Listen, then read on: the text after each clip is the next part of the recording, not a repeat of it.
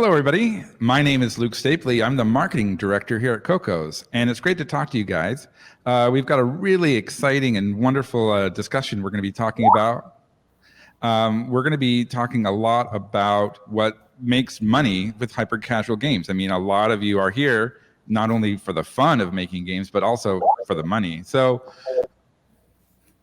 we're going to go ahead and hopefully it's already started. I see that we're live. So I'm going to go ahead and instead of introducing everybody, I actually thought this time I'll have everybody kind of introduce themselves one at a time. So I'm going to ask first for Gabriel. Can you introduce yourself? And also, as a fun question and as an icebreaker, what's your favorite pizza topping? Of course, sure. So my name is Gabriel. I'm the head of growth at Moonee. We're an hyper-casual publisher company. And recently, we also started to engage in-house development or some more casual games. And in terms of my favorite pizza topping, I need to go with two of them. I will go with pepperoni and mushrooms together. It's sort of like spicy with the pepperoni and soft with the mushrooms, and I think it goes really good with a really nice mozzarella. So it sounds like a Teenage Mutant Ninja Turtle kind of pizza. So that's a very good one. Hector, can you introduce yourself, please? Sure. I'm Hector Almeida. I'm Business Development Director at Mintegral. In Mintegral, we are a leading ad network. Our headquarters are in China, and we are connecting publishers and advertisers together. So we help mobile game developers monetize, as well as acquiring quality users worldwide through our self-serve platform. And me being a Mexican, my favorite pizza topping is actually jalapenos, as well as some Tabasco. So for me, that's needed to have in any pizza. Oh, very good. Eugene, can you? I'm sorry, Eugene, right? I believe. Doesn't matter. It doesn't Until matter. you call me dumbass, I'm fine. Well, then I won't call you that. But please, could you tell us a little bit about who you are? Hi, my name is Eugene, and I recently started work as the product director of mobile solution in Xsolla. We are a payment company. We are processing a lot of payments, and until recent time, we worked mostly in web or PC games, but now we're exploring the possibilities on mobile market. And as for my favorite pizza toppings, I'm going to be a little divisive probably, and I would say a proper marinara will get all your toppings sounds good. But if you get a bad marinara, doesn't matter what you put on top. So I'm going to go with marinara.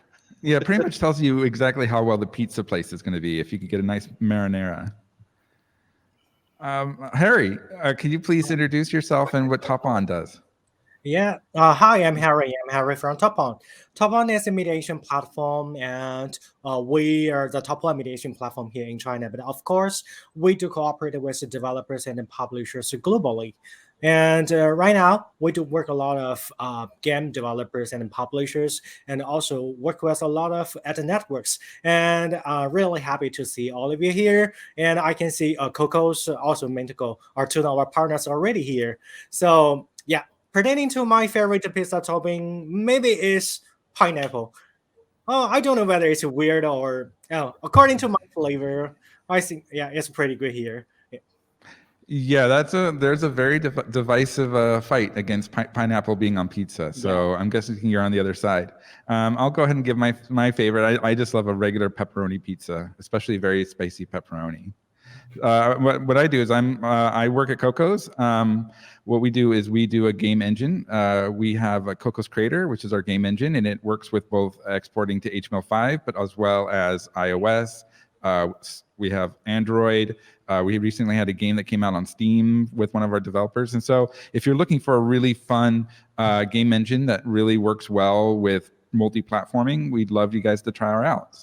Anyway, now that we've got all of our stuff talked about, we can. Second, since guys too love pepperonis, I just want to make like a final cut. Have you tried chorizo pizza? Not yet, but I've heard it's very good. Yeah, you should. Let me tell you, if you like pepperoni, you're gonna love chorizo pizza. Well, now let's go ahead and let's talk a little bit about hyper casual, because I think this is what we're going to be focusing on for this whole hour. What I've done is I've gone ahead and I've kind of cut this into 3 parts. We have a first part will be for people who are just don't know anything, and this is kind of all new to you. This will be a great opportunity. After that, we're going to go into people who are just starting to get into making hyper casual games and want to get into the monetization, making money off of it. And then we'll go into the advanced level, which is more very deep level people who have been doing it for 3-5 years, and not 3-5 years, but 3 or 5 games have come out and they really understand what's going on, and we're going to get into some really difficult questions. So to start, let's go ahead and let's start with the beginner questions.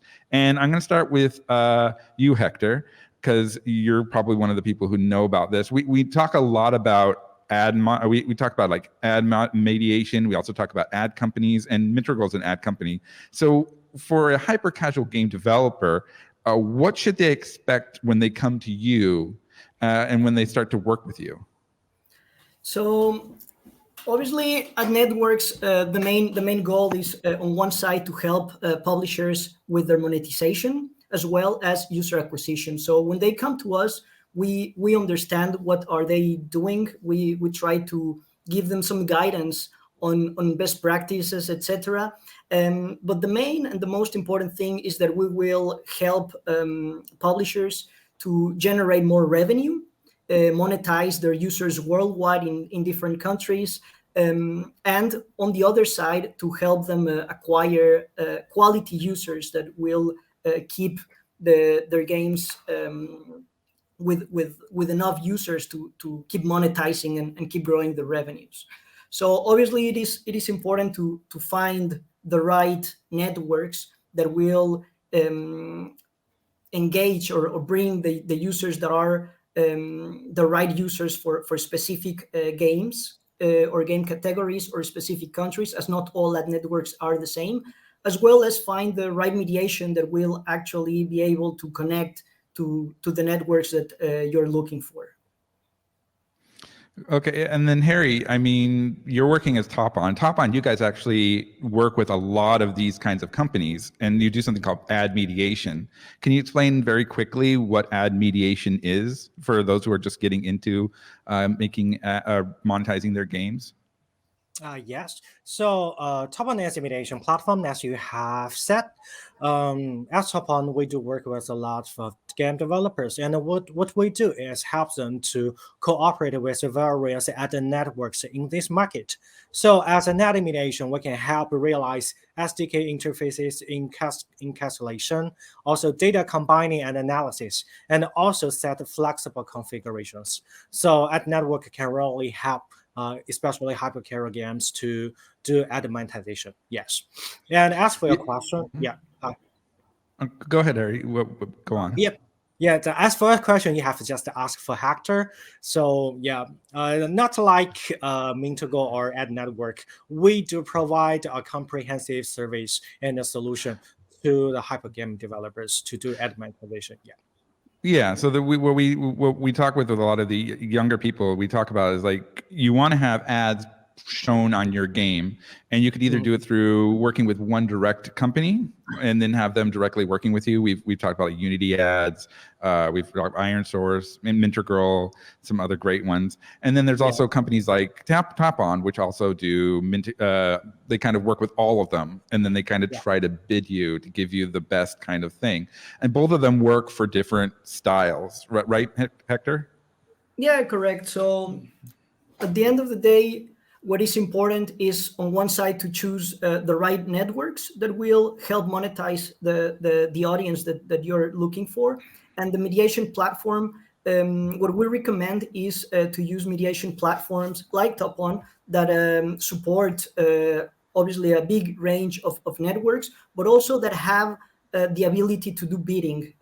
This will also help the app developers to minimize the time on doing a whole waterfall and to increase their potential for revenues. Yeah, so it's kind of like a general, like if you don't have the time, because we know a lot of these bigger companies, they'll have people directly working on these kinds of bidding on themselves. But if you're like for example, a very small company, something like Mintegral might help, or TopOn might help. I apologize. But I mean, we could talk to both Eugene and Gabriel. You both are developers who are working with these monetizations. I mean, you're working at Xsolla now, Eugene, but you worked at Pixonic, which was one of the biggest casual game app developers. I mean, what do you find that are the differences right now when you're doing advertising with hyper casual games compared to when you were working with like a regular casual games? Oh, you're muted, Eugene, or I can't hear you. Sorry, yeah. Oh. First of all, Pixonic is more of a mid-core game developer, to be honest. But regardless, in my opinion, the biggest difference is that hyper-casual companies don't have to pursue the long lifetime of players. And since they don't have to do this, they can push more ads. They can put more interstitial ads. They can have bigger rewards so to make them more attractive. Because when you're playing with the casual game or with the mid-core game, you can't go for extreme rewards because it will ruin your in-game economy. But since player lifetime is so short, you don't have to worry about this in hyper-casual. And Gabriel, do you think that that's also true? Actually, yes. I think Eugene got a really good point. Hyper casual, it's basically the LTV of an hyper casual player is lower when compared to more casual and mid-core games. So the main advantage that hyper casual has is that the first thing is that we have a really, really, really broad audience. We can assume that everybody is a potential user of an hyper casual game. And our competitive advantage is in terms of the CPI. Considering that we will have a really low retention compared to more casual games, and therefore a lower LTV, it's crucial for us to find a really good CPI and be competitive in terms of costs, because at the end of the day, we'll be competing for the same users compared to more casual games, but our advantage is in terms of the conversion rate that tends to be higher. So you're saying that you're going to be going for a larger audience compared to like something with a casual game, and we're talking about LTV, which is the lifetime value, how much money we're going to get from these people. We're not going to get a lot for like a long time. For example, a Pokemon Go, where we're going to have a very long lifespan. These games are probably going to be living for maybe 3 months, 4 months, 5 months. People will only play maybe for 3 days, 4 days. Is that right? So yes, actually, the thresholds that are widely used in the industry are benchmarked in terms of day 1 and day 7, while in more casual games, they're benchmarked in terms of day 28, day 90. So the retention that we can see is really, really, really different. So we should be able to monetize the users like really fast. We have only a few days to monetize the users. So we need to understand what's the best strategy to do it. So like Eugene, you were talking about like these big rewards. Like, can you give us an example of like what would be a big reward comparative to like a mid-core or a casual game? Well, let's see. Well, for example, you successfully finished the level, right? And you get, let's say, 1,000 coins for completing the level. And in most of the like mid-core or casual games, they offer you to watch a reward video to get like extra 50% or extra 100%. In hyper casual, they can reward you with like 300%, sometimes even 500%. I saw this. So they don't have to worry about the long-term impact on in-game economy because you will not see it. You will not live long enough to see it. Yeah, it's very hard. I've been playing a couple hyper casual games. It's very impossible to see someone actually beat the game, actually go through all the levels. and complete the game to its 100% finale. I've been playing a game, and it seems like it only takes about 15 days to beat the whole game. From if I just played it casually every day for 30 minutes or so. So I mean, that seems like that's what's going on. 30 minutes is more of a hardcore hyper casual players because most of the players play like 7 to 9 minutes per day. It's literally wow. you standing in line or waiting for your order to be taken, and you just casually tap on your phone. So, Harry, let's talk with you about these ads that people are watching. What kind of ads are people watching with these kinds of hyper casual games? Actually, a lot of ads for hypercasual games. A lot of ads like the game ads are most popular here in hypercasual games. Since according to our calculation, and as for the materials for the in-app games and for hypercasual games, a lot of games will be promoted there as well. And as for the ad format, as we have shared, and the interstitials and also rewarded videos are most the two popular ad formats in hypercasual games. And also you have mentioned about the difference between the hypercasual games and the casual games. And the friends here also shared about the playing methods, the difference, the lifetime difference, and also the IOIs. So due to these differences, we can find that for the hypercasual games, they will gain revenue in quite a short time. So they can accept more ad formats, and also the ad scenarios are more flexible. And of course, as we have discussed, the contents of the ads will belongs to the related. Hector, let me talk a little bit more.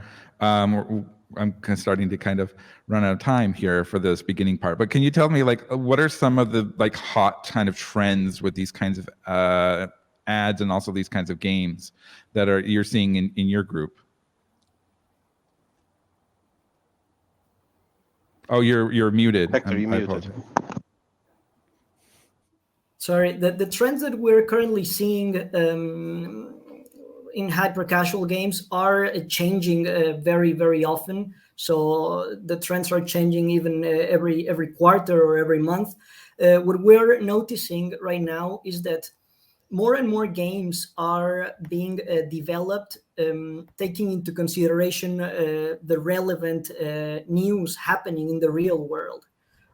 For example, there's this TV series from Netflix, Squid Games. Suddenly it became popular, and now we are seeing dozens of new hyper casual games in the App Store that are using these kind of games or themes. Or for example, something else that happened was this milk crate challenge that became viral in YouTube, and suddenly we all are seeing these games. So I think that one of the main trends right now is to be fast producing the games, to gain and to catch the attention while these news or viral events are happening, and to obviously make a good monetization of these new virals or real-time events. Yeah, Okay. I want to add just a little thing. If you are creating like hyper casual games, don't look on hyper casual trends. You already late. Yeah, Look that's pretty. for other media. Hyper casual games is like intersection between the games and other media. They adopt way faster. So Yeah, don't look on the trends, set them. Yeah, that's kind of the thing I found is like when you get into the game industry, especially for you younger developers, you're going to find that, oh, I have an idea. Guess what? 2 other people also have the same idea in the industry. So it's always going to be who's the one who can get it out there the quickest. So you always kind of have to kind of give yourself the opportunity, especially in hyper casual. If it's hyper casual, prototyping and making a very simple hyper casual game, that it's pretty fast. People can make them in under a week in these higher level kind of quality game these companies. So you have to be very, if you're trying to go with the trend, you're like Eugene said, you're going to be in trouble. But Gabriel, we're going to go ahead and we're going to go to the advanced questions, which are some questions for people who have kind of either had 1 or 2 games they've been releasing. What do you think are things that people should be looking for when they're starting to look into monetization? What things should they prepare to get themselves to have a really good monetization opportunity? So I will say that the first thing will be to understand what are the placements that are usually used in hyper casual. That will be the basis. Let's say that rewarded video, interstitial video, and banners are the 3 top of them. There is some improvements in terms of rewarded interstitial, but I think that that's where the industry is heading. We are not there yet. So the first thing will be to have these placements in our game. The second thing will be to be integrated with a mediation that, of course, because that will allow us to increase the competitiveness of our waterfalls and therefore to maximize revenue. And the third thing that I will really recommend, that we think that this is really important to set the monetization strategy, is to A/B test a lot. Is it this reward the same than this reward? Are we expect the same engagement based on the rewards? About interstitial, what's the right timer to use? Should be using 40 seconds? Should be using 20 seconds? And this actually depends on the game. At the end of the day, we need to try to find the right trade-off between ads, retention, and playtime that will allow us to maximize our monetization strategy. And it requires a lot of tests. So it's really a good idea to prepare all the setups beforehand, so that we will be able to take advantage of every acquired user to improve our monetization strategy. Hector, do you have any other kind of suggestions that you've seen when talking to developers? Yes. So yes, as Gabriel says, the main thing right now is first understand which ad formats fit best to the game, to find according to the countries that you want to focus, to find the right mediation platform, the right ad networks that currently have demand and supply in these specific countries, and to integrate and understand your metrics, understand what are what's the lifetime value of your users, so you can understand what's a good strategy on user acquisition to keep bringing the right users to your games. Yeah, you were mentioning different locations, and I think that's actually a very interesting discussion point. Is, I could have these ads in America, but then are they going to work the same as in Europe or in Asia or in other places? Can anybody kind of have any kind of discussion or tell me what are some of the things that you're doing to kind of mitigate where the differences within Asia and other places are? Sure. So specifically in Asia, so for example, Mintegral being a company based in China, we have a quite strong network in whole Asia. Same as in English-speaking countries. So the goal of the company is actually to connect these two regions and bridge any differences. Also, the difference between countries bring also different ways of how users react, for example, to advertising. Some people from specific countries are more tolerant to ads than in other countries. For example, people in India can tolerate up to 2 times the amount of ads in the same game than users in other English-speaking countries, for example. A part of that, also something important, is to consider the particularities of each country, because as there's also different cultures, this can have an impact on every step or every design that you do within the game. So, for example, using certain colors or certain actions can have a very negative impact in some cultures, and a positive one in others. So when you are using or planning to launch in different countries, it is very important to focus in localization. We normally recommend to get a local partner so they can guide you through the costumes also, and what can work and what can be damaging for your game. Gabriel, I saw that you had something you wanted to say as well. Actually, I think Hector covered most of it. We have seen actually really different results in specific countries when changing the timer of an interstitial, or when decide to not only to change the timer, but to start with interstitials later in the game.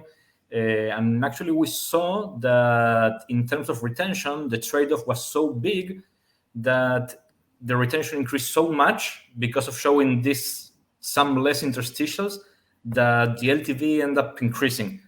So it's really important to understand that some countries have different, like they're really different in terms of, as Hector said, the tolerance to ads and the engagement. Some countries might be more engaged in rewarded videos than others also, or might react different if we change the reward. So our suggestion is always to A/B test in our main markets to understand if we are doing something wrong, because we're doing the same for all the countries. So this is actually something that might be a game changer in huge markets. Yeah, Harry, I mean, we could talk to you about this. I mean, we're looking at, like, for example, some places they're doing really well with video ads and video reward ads, but some places interstitials probably are working out. I mean, is that kind of what you're seeing as well? Yes, so I would like to add two more things from my end. The first is actually we do discuss with the hypergame developers. They need to focus on the countries and areas. Since we all know that of course, most of ad networks that they do have a global demand, but according to our data and calculation, we do find that not for some ad networkers, they are stronger in some places, maybe like in US or in Asia. So it's quite different. So from our end, especially from the mediations part, we do highly recommend customers to do the segmentation for different countries. Maybe in tier 1 countries like US or English speaking countries, they do have more options and to select the ad networkers who can provide better rewarded videos, since the network connection is much better. But for tier 3 countries like India or Vietnam or some Asia countries, actually the fill rate and also the ECPM of a rewarded video is not that good. So for some ad networks, they cannot have a better performance in these countries like India. So we do suggest them to select some local ad networks or DSPs to increase their fill rate, to increase their ECPM. So, and also they need to have various or better ad formats, like they can do more interstitials in India instead of rewarded videos. Yeah. Right. So Yeah. So Eugene, I don't want to leave you out. Is there anything else you want to add? I mean, we've pretty much covered a lot of the stuff.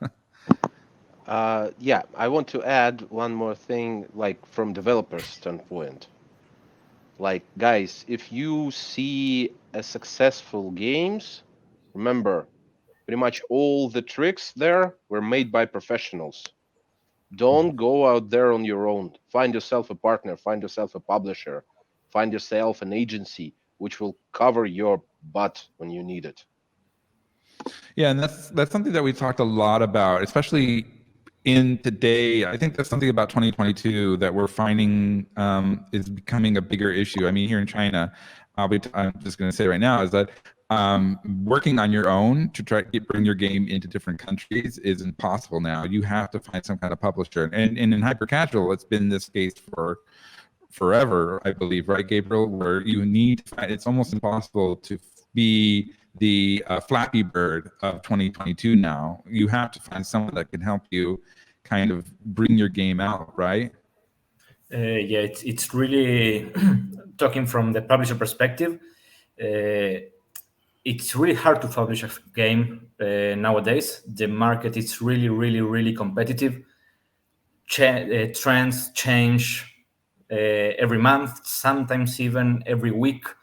And the resources that one will require to publish a game worldwide are a lot, are really a lot. It's challenging. You need to have a lot of knowledge. You need to understand what networks work the best, what's the right mediation for specific projects, what do you need, what the project involve, data analysis. When we're publishing a game, we are like a company, like an entire company behind this specific game.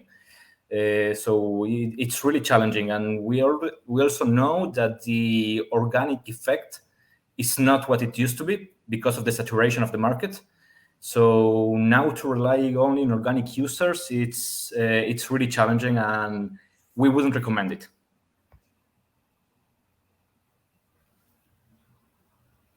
You mean it's a suicide run, right? I didn't say that. Okay, so I'm having a little bit of issues with my Wi-Fi. So while I'm doing that, let me go ahead and ask all of you, now that the pandemic is starting to calm down and things are starting to reopen, do you see that there's any kind of drop-off with hyper-casuals in this for this year? And we can start off with Harry and then kind of go around while I try to figure out my little Wi-Fi issue. Yes, for the actually for as for the COVID, and everything has changed during this period. But according to my experience and also the trends I saw, I think everything will become better. And also according to the report from a lot of surveys and agencies, we can find that the hypercasual games developers and the games is increasing. Also, the consumption of a hypercasual time duration is increasing as well. So yeah, according to my perspective, and I think maybe everything will become better. And yeah, not only for the monetization part and also for the US part. So yeah. Eugene, could you? Yeah, I'm probably gonna sit this one out because I don't have anything like useful to say, and I don't want to, take the time. Okay, Hector, go ahead and help us out. Sure. So we have seen minor changes after the pandemic, and mainly in smaller games. However, for the top games, we don't see much of a change. So top games still make a lot of money, and I think that as long as there is a strong and a solid UA strategy and monetization strategy, spend keeps same levels or even increasing. And especially now that we are just heading towards Q4, we still expect this to keep increasing. So overall, we saw an increase in ad requests, mainly during the pandemic. But for top games, we see this to be flat. They stay with similar levels as before. And Gabriel, do you have anything? So yeah, a small thing that usually in the hyper casual industry we see a huge increase of revenue based on retention, playtime, and etc. during the weekends. What we observed at the beginning of the pandemic was that we had around 2 to 3 months that every day was weekend. It doesn't matter if it's Tuesday, Wednesday, most likely because of the lockdowns, of the worldwide lockdowns, and that people used to spend more time in their cell phone. Now that the pandemic is luckily, let's hope, ending, we see that there is a decrease during work days compared to weekends. However, a lot of people who didn't used to be hyper casual player or engage in hyper casuals, they started to play during the pandemic, and they're still playing games, not as much, but they're still playing. So this actually push like the workday revenue to higher levels compared to before the pandemic. Well, that's good news. I mean, that would be something I think a lot of these hyper casual developers would want. Is even though, because we all know that was one of the big fears, was that there would be, before this pandemic, that it'd become a kind of a dying trend, and kind of with the pandemic, it's kind of pushed it back to the forefront. So it's good to see that it's continuing. Now let's go ahead and let's go to the expert questions. These are people who are in the know. So for all of you beginners, this is probably going to get a little bit more difficult for you to understand, but bear with us, and hopefully you'll find something interesting to learn from it. I'm going to start with you, Eugene, because you couldn't answer that question. I mean, one of the things that I was looking at when I was doing my research was Adjust shared some data that hyper casual games after day 4 are dropping about 15% lower in their retention than other games or apps. And they only hit about 1 to 3 retention after that. Is there any way that people could maximize the people who are playing it past day 4? Because I mean, day 4, it seems like if you're only hitting 3% retention rate, you're pretty much toast. Well, the thing is, with hyper casual, it's always a game of chance. You never know how your game will perform. What you could do is be prepared, meaning you don't develop one game at a time. You always have a flow of new prototypes. And second, if your game have a shot, if your game you see it skyrocketing quickly, like really quickly, you should have this system ready. Install at least a simple meta in your game, turn it into hybrid casual, and even when the CPI will go up by the in-app purchases, you will get your LTV. So be prepared for success, because I saw a lot of companies who wasn't ready for success, who wasn't ready to, to expand quickly, like really quickly, and their game just died because in week or two there will be a clone of your game, and if you cannot compete, you're gonna wither and die. So be prepared. So, that's really good advice. Gabriel, is that kind of the same thing you see with these kind of games? I mean, that's one of the biggest fears I have with these hyper casual games, is that you only get about, like, for example, I've had a friend talk about Thailand. Thailand, the long tail is almost meaningless, and I fear that that's kind of the same thing here in hyper casual. So first thing is that, again, moving to what I said earlier today, there are some sort of benchmarks for games to be published, and assume that they will have a fair chance of succeed. Most of these games do not have let's say, a day 5 retention of 1 to 3%, because it's really challenging to properly monetize a game and make profit out of it, assuming that the player will stay 5 days. Now, having said this, we have seen cases where the monetization is really good, like the structure of the monetization is really good, and it's actually possible to return users on day 0, 1, 2. So in that case, usually we talk about a momentum, because we take advantage of the initial low CPI and the good monetization structure. And that will be a case where it's possible to publish a game that has like such a low retention on day 5 and so on, like without tail, let's say.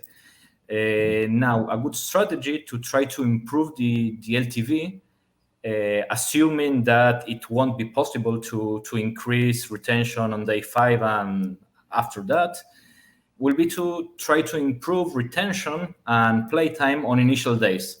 Maybe playtime on day 0, maybe retention on day 1, day 2. because at the end of the day, I see this as a game of LTV, that we want to maximize revenue. So if we can maximize revenue in the first few days, maybe it won't be a hit, maybe it won't run for a lot of time, but it will be possible to publish it. Okay. Hector, I've got another question for you and also for Harry. When we talk about keeping CPIs very low compared to the ARPUs, is there anything that we can do to make sure that these CPIs stay low? Yes, so we found actually that the creative design is key to lower CPI. So we found that playable ads actually increase the conversion rates considerably. So this is why we created our creative studio Mindworks, to encourage all publishers to keep creating and to keep using playable ads in all their campaigns. So obviously, as more successful creatives are, higher would be the conversion rate, and this will obviously keep CPI lows. Harry, do you have anything else that you guys are doing to help keep CPIs low? Yeah, actually, so TopOn is mainly specialized in monetization, but of course, we're going to have some discussion with our customers on how do they do user acquisition. So according to the sharing from our publishers, they said in order to keep a lower price for CPI, they would like to change the materials for UA a lot. And especially they are willing to use some materials or some elements which can meet the hot trends, and especially like the news or the new society, maybe trends. They would like to use more like this. And furthermore, of course, they are willing to use some tools to track how the big hypercare game studios or developers are doing. Maybe we are learn from them and to get some good elements and to increase the CTR and also the conversion rate and to keep the CPI low. Yeah. So what you're doing is you're trying to get people to, with their ads, they're doing a lot more news style ads where the ads are kind of based on what's going on in the trends today, the memes or the news, correct? Yeah.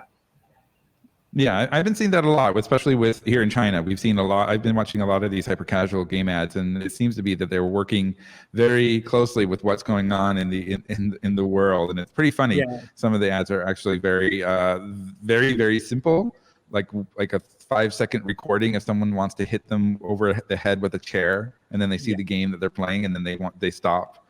I've seen that kind of ad where it's very stupid, very simple, but it seems to make a lot of really good hits. So. Yeah. So let's go with you, Eugene. I haven't talked to you for a while. Has there been a big issue with pricing lately? Because I have heard that there's been a growth in a cost. I've talked to a couple of mobile game developers, and they're a little bit frustrated with the costs of getting people lately compared to a couple of years ago. You mean user acquisition cost? Yeah, user acquisition costs. That is true. I mean, but it's not just hyper casual, it's overall trend. Everywhere we are fighting for users' attention. And everywhere cost per acquisition is skyrocketing. But since hyper casual is monetizing on the ads mostly, their share of this skyrocketing prices are getting to them. So it's a really good time for hyper casual games if they can ad monetize properly. That's probably why we're seeing a lot of. It shouldn't be like an issue. It should be your opportunity. So this is a great. So would you all agree that probably today is probably the best time to be working in the hyper casual, or do you think that kind of are we at the apex of this hyper casual trend? So I honestly think it's I'll start with Gabe. Go for it. So I think it's a good moment. Definitely, it's a very competitive market, but as I said, it's a market where there's always room for another one. And actually, I agree with Eugene. Even though we saw the increase in costs, user acquisition costs, this increase also is reflecting our eCPMs in our waterfalls. So actually, the monetization is working better in terms of eCPMs. I think that Hector Harry will have more information about this as a network and mediation, but we actually see that the eCPMs increase lately. Hector, is this the best time right now for hypercasual, or have we missed it? Yes, no. So for sure, right now it's a great time to be having hyper casual games. We are seeing an exponential growth. We see also, as Eugene mentioned, there's some increase in the CPIs or in the advertisers, but hyper casual games are bringing a lot of new ad spaces to be bought. So it's kind of balancing is balancing between the number of supply and demand. So it's a great moment to be in hyper casual because there's definitely a lot of growth possible at this moment. Okay, Eugene, do you have any comment on this?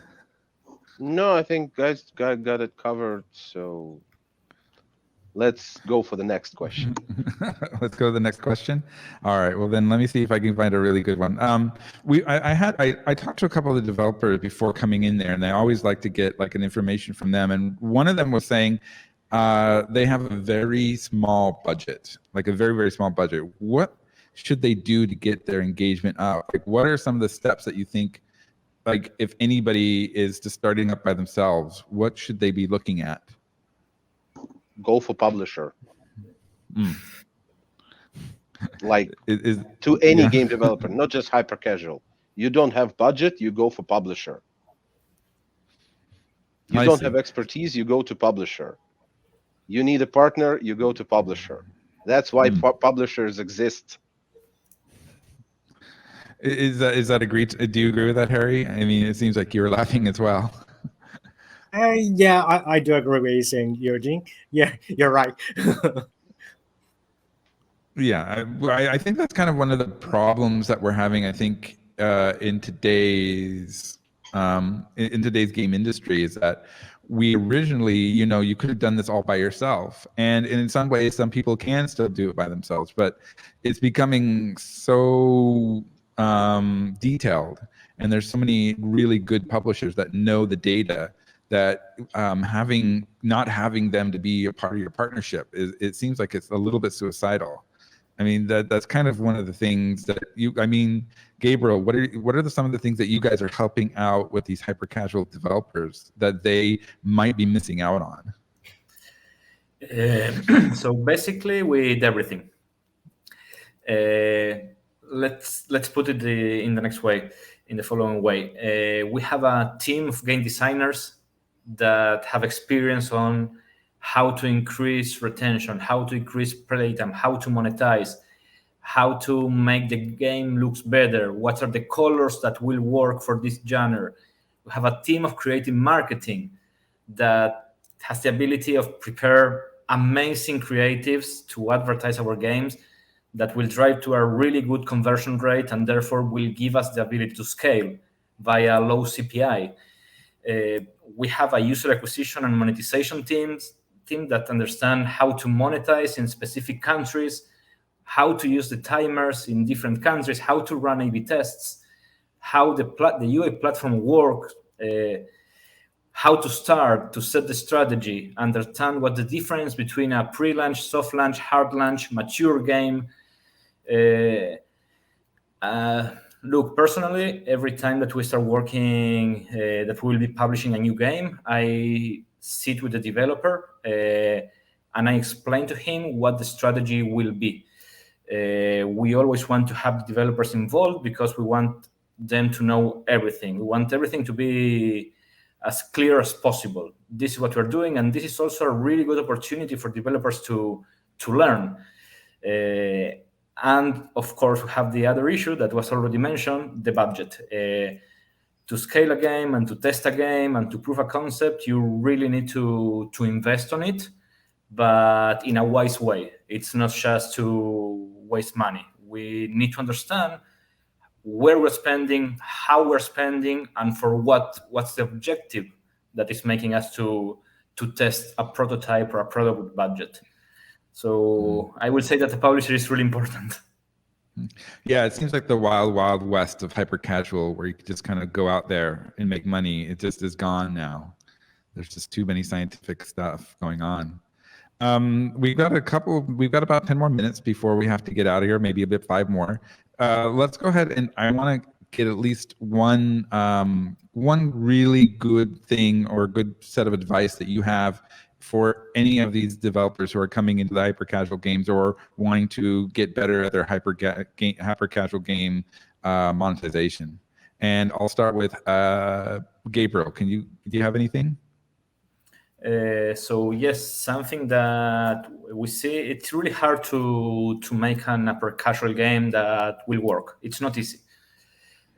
So something important that I would recommend to developers, to game developers in the hyper casual industry, is that after every fail, it might come a win.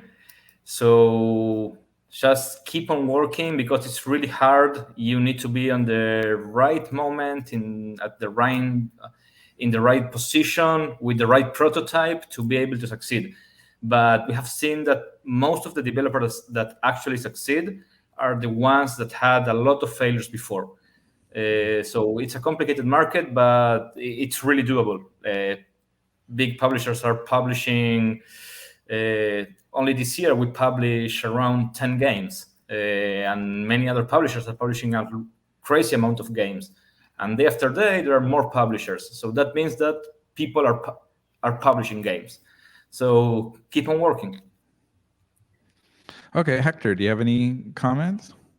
Yes, so similar to Gabriel. So keep testing. It's important to be able to act fast. As we were mentioning before, whatever is happening in the real world, try it out, and maybe you start making the trend. Don't put too much polishing into the games. Because that obviously takes time. So once you see that the game is working out, you can start polishing the game. But it's better just to keep trying, A/B test, and not get too attached to the game, and let it go if it doesn't work. Because I think that many developers see this as we've put already so much time, so much effort, so much money into the game, and it's not working, and they just try to make it fly when it will never fly. So don't get too attached to the game, and be ready to move forward and to keep innovating and keep developing new options. Eugene, do you have any advice you'd like to give other than find a publisher? Hector actually stole my line about don't get attached. I just want to say, like a little addition to this. Don't get attached not only to your failures, but also to your successes. Because in hyper casual, success will not last. If it's successful, good. We learned something, move on. We may put some polish in a game, but you need to start develop second one, or third one, or 15th one. Doesn't matter. Don't get attached. Don't stuck in the middle. All right. And Harry, do you have any? You have the last chance. Do you have anything you'd like to share? Yeah. So, yeah, I do agree. I do agree with you all. And hypercasual games, it's not easy, but also I do encourage more hypercasual game developers to try more. And at least they can have more experience in some specific business or areas like the UA and also the monetization. Since they do more and they can know how to get the users in a low CPI and how to do better monetization. Of course, it will be developed continuously, but at least they can have more experience on how to optimize it continuously. And furthermore, for the product level, I think, it's quite hard, especially for them to select or even find a hot trend or popular themes. And also for the play methods, sometimes it's quite hard for them to balance the playing methods. Like it cannot be too boring, but it cannot be too complex as well. And also what we have mentioned continuously about the sustainability, and to try to have a long time or keep players to play Hector games even longer, to have a long-term monetization or have long-term revenue. So it's not it's really hard for them, but actually they do have a lot of chances. And I do help them to faster in that. Yeah, so just kind of work on work on your skills, not only in making the game, but also, like I talk to a lot of people, there's two parts of a restaurant. There's always the back end and there's always the front end. And if you're only working on the back end, you can make some really delicious meals, but no one will come. So you need to kind of work on experiences for both of those. For me, my final advice is, remember, this hyper-casual games is a very demoralizing kind of opportunity. You know, like you're saying, there's going to be multiple games and ideas that you'll be coming on, and some of them will work and a lot of them will not. So really take the time to get your mental health and make sure your mental health is good for all of for your opportunities. This is something I always stress, is go and have a different hobby. Go and do something outside of the games, because, you know, Go to therapy. Go to therapy if it really becomes a problem. But, you know, just have something different, because I think this is probably one of the more demoralizing places, other than, I mean, AAA, you've got many years to kind of get through to your goal, and it gives you a lot of opportunities to have ups and downs. But with hyper casual, you don't take it as personal as you would probably think, that if you had this one great idea, it didn't work. You don't want to take it too personal. So really focus on your mental health for if you're going to be going into this industry, because this is maybe one of the hardest on your health. So with that, we want to thank you guys all for coming on, especially Gabriel, Hector, Eugene, Harry. Thank you so much for coming, and we're thank you guys for watching with us. And we hope that you guys have a wonderful day, and go out there and build some really awesome games for us to play. Thanks for having me. Thank you. Thanks for having us. Bye-bye. Bye.